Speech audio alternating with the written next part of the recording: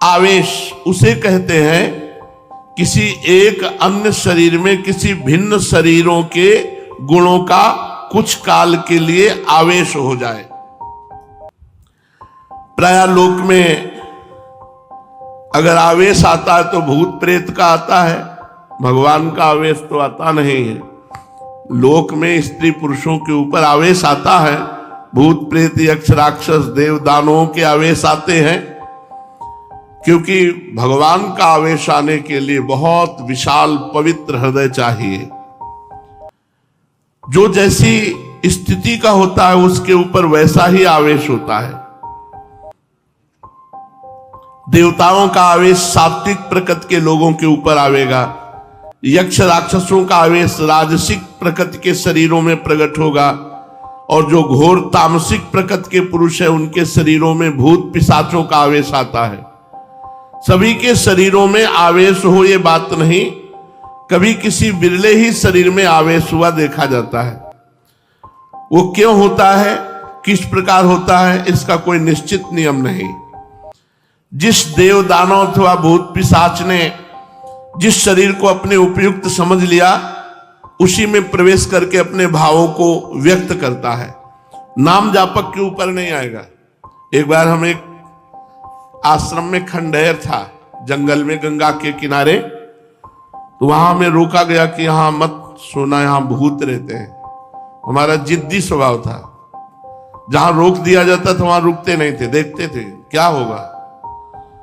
तो एक इतनी छोटी सी टार्च और दुप दुप वाली घड़ी, ये दो चीज जरूर रखते थे। तो टार्च रास्ता देखने के लिए, घड़ी समय देखने के लिए कि कितना हो गया।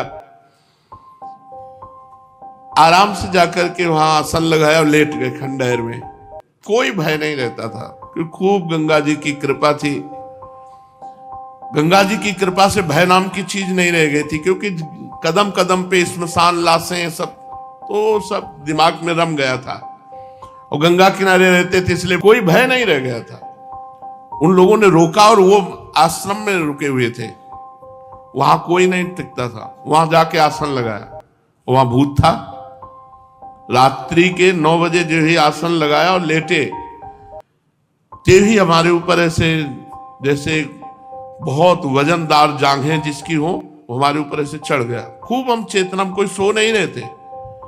ऐसे हाथ किया तो पीछे से जटाएं उस समय भी थी, उस समय तो और घनीभूत जटाएं थी, तो पीछे से हमारी जटा पकड़ ली। ये सब जागृत में हो रहा था। 9 बजे थे शाम के, पर मंत्र चल रहा था। फिर एकदम खाली उठे, हम कहा नहीं ये हमारा भ्रम है, ऐसा नहीं हो सकता कि हम नाम जप कर। तो पवित्र प्रेत भी होते हैं, जैसे भाई जी से हनुमान प्रसाद पोद्दार जी के सामने प्रकट हुए पारसी, तो कहा कि आप डरना मत। तो उनका मैं डरूंगा क्यों, बोले मैं प्रेत हूं। तो भाई जी को कुछ ऐसा लगा कि प्रेत सामने खड़े थे, तो उनका मैं आपके पास उद्धार कराने के लिए आया हूं। तो भाई जी ने कहा मैं गीता पाठ करके आया। तो बोले हमें गीता कंठस्थ है। वो प्रेत बोला मुझे गीता कंठस्थ है। तो कुछ प्रेत पवित्र प्रेत होते हैं, जिनसे चूक हो गई प्रेत बनते, तो वो अपवित्र प्रेत तो छू नहीं सकते। बाहर निकले, एक महुआ का पेड़ था, खड़े हुए हैं, नहीं प्रेत नहीं हो सकता। फिर जाके लेट गए, बहुत जिद्दी स्वभाव। अब जाके लेटे तो छाती पे चढ़ के ऐसे श्वास रुकने लगी, इतना वजन एकदम ऐसे ऐसे। उस समय जो भगवान शिव का मंत्र चल रहा था उसकी रफ्तार बढ़ाई, तुरंत फिर अलग। हम कहा अब दोबारा हिम्मत नहीं करेगी, अपना आसन समेटा और जहां सब लोग लेटे थे वहां गए। तो बोले आ गए।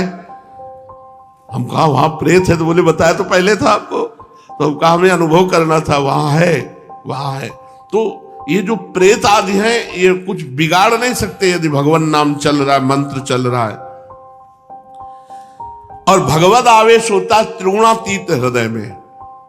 प्रेत आदि जैसे अंदर प्रवेश कर जाते हैं तो तमोगुणी रजोगुणी हृदय में, भगवत आवेश होता है त्रिगुणातीत अवस्था में।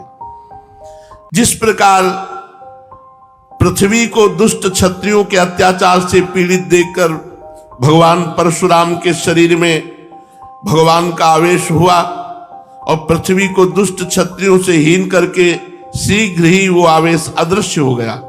फिर परशुराम जी शुद्ध ऋषि बनकर आज तक भी महेंद्र पर्वत पर बैठकर तपस्या कर रहे हैं।